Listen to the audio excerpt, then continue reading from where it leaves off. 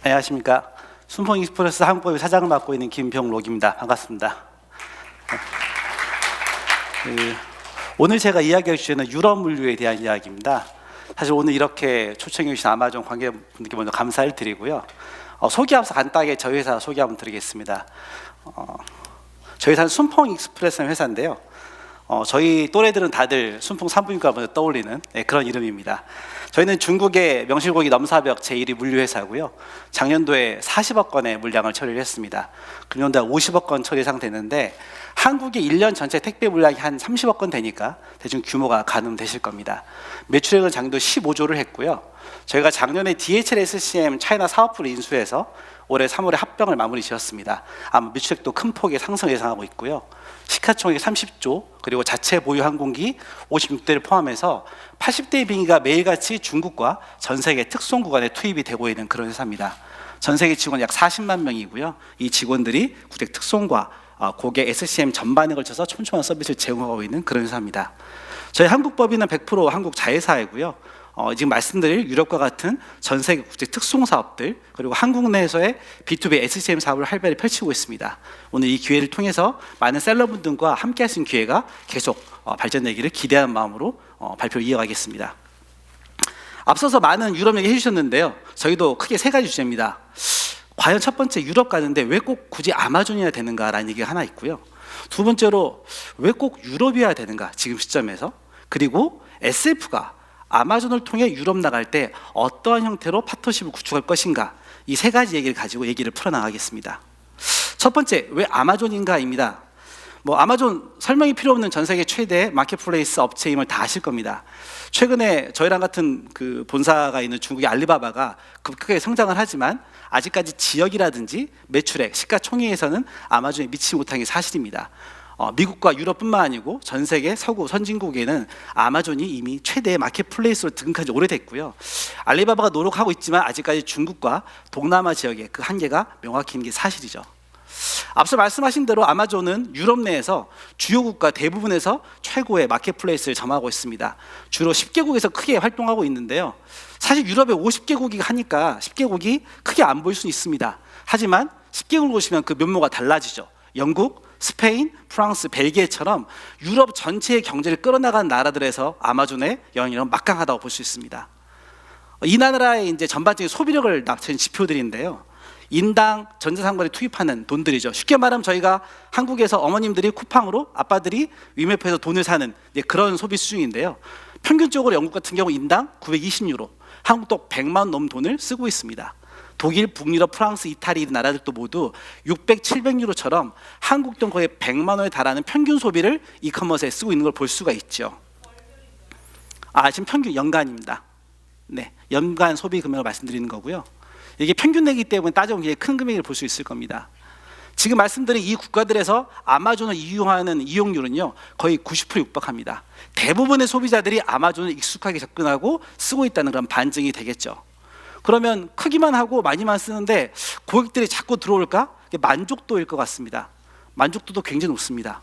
영국 내에서 많은 마켓플레이스, 물론 토종 마켓플레이스의 부재를 말씀하시긴 했지만 영국 내에서 아마존의 만족도는 1위를 차지하고 있고요. 독일에서 마찬가지 2위입니다.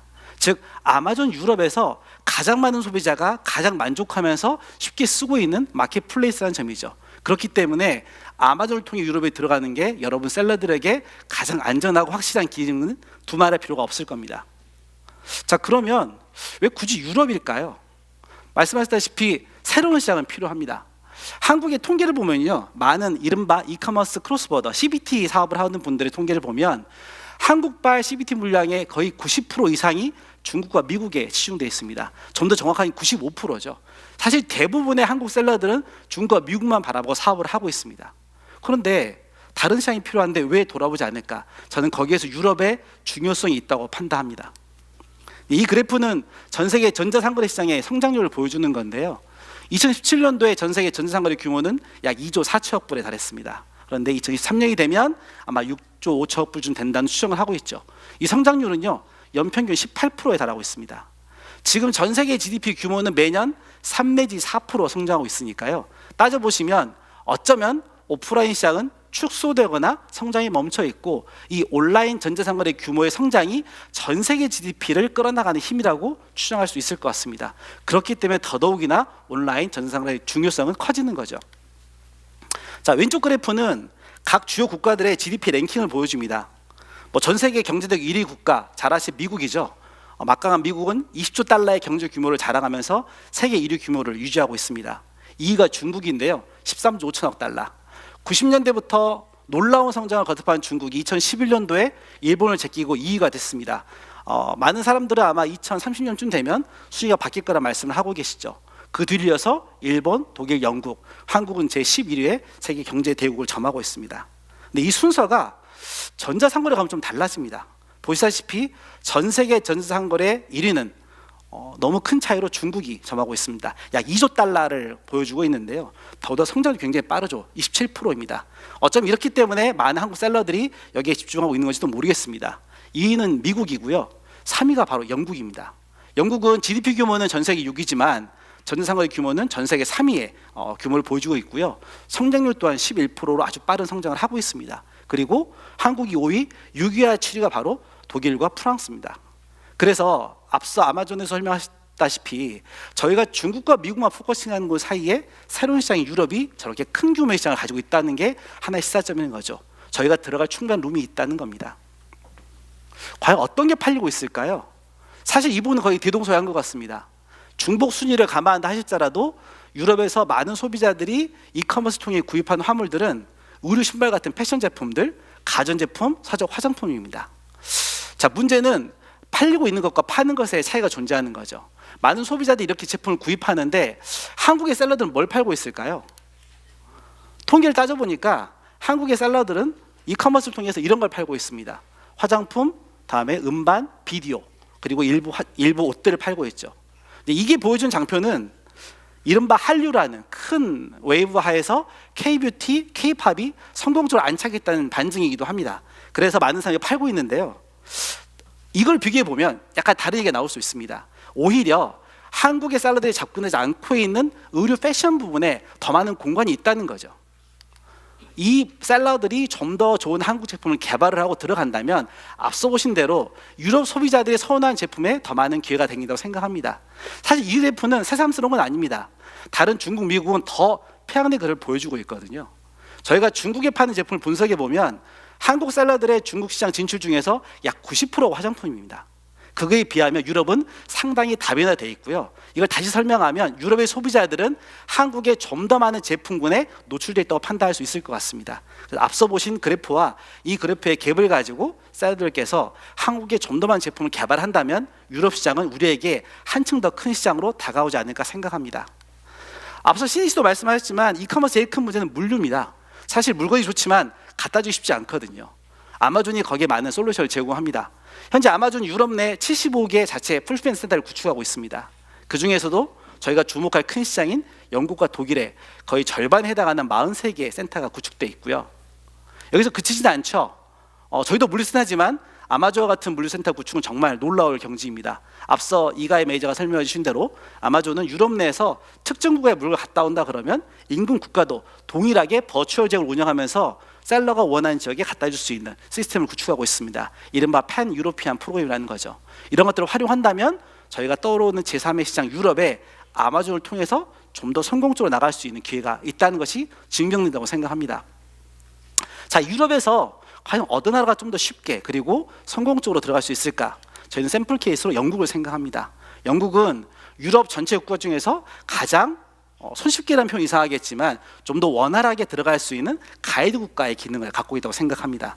여러 가지가 있지만요. 일단 첫 번째로 여러분 잘 아시는 아마존 이용률이 가장 높은 나라입니다. 90%에 달하는 소비자가 아마존을 통해 물건을 구입한다는 거죠. 두 번째로는요. 역시 시장입니다. 큰 시장이 존재한다는 거죠. 현재 기준 약 1,400억 불의 거대한 정부 상거래 시장이 있는 유럽 최대의 이커머스 시장이 여기 있다는 거고요. 세 번째로 영어를 씁니다. 그렇죠? 저희가 불어독어는 쉽지 않지만 영어는 그래도 잘 알지 않습니까? 영어로 하기 때문에 아무래도 통관 관련 서류가 좀 수월하고 현재까지 저희가 해본 결과로도 영국 내 통관할 이슈는 그다지 크지 않은 것으로 보고받고 있습니다. 이런 장벽들이 좀 쉽다는 거고요. 그 다음 중요한 거는 미국보다 경쟁이 치열하지 않습니다. 한국의 제품을 팔러 들어갔을 때 동일한 제품에 대해서도 영국 내 경쟁은 그닥 치열하지 않다는 게 또 하나의 강점이고, 더욱더 중요한 거, VAT 환급이 가능합니다. 뒤에 설명드릴 여러 가지 서류들이 준비된다면, 셀러들이 준비해야 될 서류가 완벽하다면 환급이 가능하기 때문에 여기에서도 텍스 리스크가 없어지고 가격 경쟁을 좀 더 갖출 수 있는 그런 시장이 바로 영국이라는 점이죠. 많은 분들이 이 얘기를 하십니다. 브렉시트, 아마존도 얘기하셨고 걱정을 많이 하시죠. 브렉시트 때문에 영국이 불안정하다는데 어떻게 될까? 사실 이 이슈 때문에 지난 영국 선거가 한번 요동을 쳤습니다. 브렉시트를 주장하는 보수당과 그리고 노델 브렉시트 방지를 결의하는 노동당이 정말 앞을 보지 않는 열차처럼 충돌하는 그런 국면입니다. 사실 제가 점장이가 아니라서 누가 이길지 모르겠습니다. 그렇죠? 하지만 많은 분들이 얘기하시더라고요. 정말 브렉시트가 현실화된다면 지금 당장 저금을 해서 브리티시 에어라인을 타고 영국 런던에 가서 버버리샵에 가야 될지 모릅니다. 파운드가 폭락할 거거든요. 저희한테 새로운 기회가 생기는 거죠. 과연 한국의 샐러드는 안정할까? 저는 거꾸로 브렉시트가 일어난다면 한국의 샐러드들한테는 새로운 기회가 열린다고 생각합니다. 그 이유는 바로 한영 FTA의 존재죠. 사실 정부가 많이 하고 있긴 한데요, 꽤 잘한 일 중에 하나가 이겁니다. 한영 FTA는 지난 10월 28일 날 이미 국회 본회의를 통과해서 우리나라 비준을 끝낸 상태입니다. 발효 조건은 영국이 브렉시트를 감행한다면 그날 당일 동일하게 아침 8시에 발효가 됩니다. 큰 틀에서 본다 그러면 기존의 영국에 들어갈 때 저희가 생각했던 관세, 비관세 혜택을 거의 대부분 승계받은 게 한영 FTA이기 때문에요, 역설적으로 브렉시트가 현실화된다면 한국 셀러들은 다른 나라 셀러보다 관세, 비관세 장벽에서 경쟁 우위에 놓일 수 있는 그런 상황이 벌어진다는 생각을 하기도 합니다. 그래서 브렉시트와 무관하게 한국 셀러들이 영국을 진입하는 데 있어서 아마존 그리고 이 주변 환경들은 상당히 안정적으로 우리에게 버텨줄 것이다 라는 추측도 가능하게 됩니다. 자, 아마존과 영국을 말씀드렸는데요, 그럼 도대체 SF는 뭘 할 수 있을까? SF를 통해서 저희가 할 수 있는 얘기를 한번 해보고자 합니다. 지난 1년간 저희가 저의 트래픽을 가지고 분석을 해봤는데요, 물론 절대 수치는 크지 않습니다만 가장 빠르게 성장한 지역이 바로 유럽이었습니다. 지난 1년 동안 저희를 통해서 나간 물량 중에서 유럽 지역 성장률은 거의 2배에 달하는 높은 신장을 보이고 있죠. 그만큼 많은 사람들이 새로운 시장에 갈망하고 있다라고 판단합니다. 저희 이런 서비스에 부응하기 위해서 바로 런던 매일 직항 화물기를 띄우고 있습니다. 그래서 인천 피킹 기준으로 빠르면 4일, 길면 7일 내에 모든 화물이 배송된 시스템을 구축하고 있죠. 이것만으로 좀 부족한 것 같아가지고 하나 더 준비해봤습니다. 여러분 그 쿠팡이나 유럽 물건 사실 때 가장 유혹적인 게 무료 배송이시잖아요, 그렇죠? 통계를 보면 무료 배송 서비스를 하면 구매력이 확 는다 그러시더라고요. 그래서 제가 무료 배송 안 되고 무료 픽업 서비스를 합니다. 네. 밖에 나가시면 저희 그 서비스 데스크에 영업사원들이 앉아 있는데요, 상담을 받으시면 저희가 가급적 큰 조건 없이 전국 무료 피킹 서비스를 통해서 아마존 유럽 가는 길을 좀 더 활짝 열어드리도록 노력하겠습니다. 여기에 그치지 않고 아무래도 생소하시기 때문에 많은 서류 작업들이 익숙하지 않으실 거라고 생각합니다. 저희가 전자운송장, 인보이스 작성된 시스템을 지원할 거고요, 대량 화물이 필요하신 분에 대해서는 대량 발송 시스템도 지원할 생각입니다. 옆에 보신 거는 너무 당연하겠지만 전체 트래킹 시스템을 제공하고 있고요, CS 핫라인을 통해서 궁금점들을 그때그때 풀어낼 수 있는 전문가들이 항상 대기하도록 노력하겠습니다. 이런 이제 서류 샘플들입니다. 영국도 한국이랑 비슷하게 많은 서류들이 등장하게 되는데, 한국도 저희가 해외 직구를 하게 되면 PCC 같은 개인 통관부를 입력하는 장치들이 있습니다. 에로이라는 것들인데요, 이 에로의 준비들, 그 다음에 부가세 환급을 위한 CWA 서류들이 존재하는데, 이런 서류들도 저희 영업사원들이 사전 준비를 통해서 셀러 여러분들이 누락되거나 손해를 보지 않도록 많은 가이드를 함께 제공해 드리면서 이른바 유럽 진출에 대한 안정적인 동반 적용을 수행할 것으로 생각하고 있고요. 네. 마지막으로는 이제 여러분 익숙하신 미국과 차이를 한번 분석을 해봤습니다. 가장 큰 차이 결국은 이 비관세에 대한 기준이라고 생각을 해요. 영국은 미국은 익숙하실 거고요, 영국은 15파운드, 약 하나 22,000원 정도가 기준점이 됩니다. 15파운드를 넘어가게 되면 저희가 이제 부가세를 부여하는 관세 기준이 되고요, 그 이하로 면세가 됩니다. 아까 말씀드렸지만 이 VAT가 환급이 되기 때문에 CWA 같은 소리들이 잘 준비된다면 이런 부분도 셀러들한테 하나의 가격 경쟁 요소로 들어올 수 있다고 판단하고 있고요, 사전에 저희 영업사원들과 충분한 협의를 거쳐서 완벽한 서류가 준비된다 그러면 좀 더 다양한 기회를 가지고 영국 그리고 유럽에 진출하면서 여러분들이 경쟁력을 가지고 아마존에서 새로운 시장을 확보하는 기회가 될 거라고 생각합니다. 짧은 강의였긴 한데요, 오늘 이 기회를 통해서 많은 분들에게 저희 회사를 말씀을 드리고 또 밖에 준비된 데스크를 통해서 풍부한 상담을 통해 여러분들이 유럽 진출할 때 아마존을 통해서 그리고 저희 SF를 통해서 더 많은 사업 기회가 열릴 수 있기를 기대하면서 제 강의를 마무리 짓겠습니다. 감사합니다.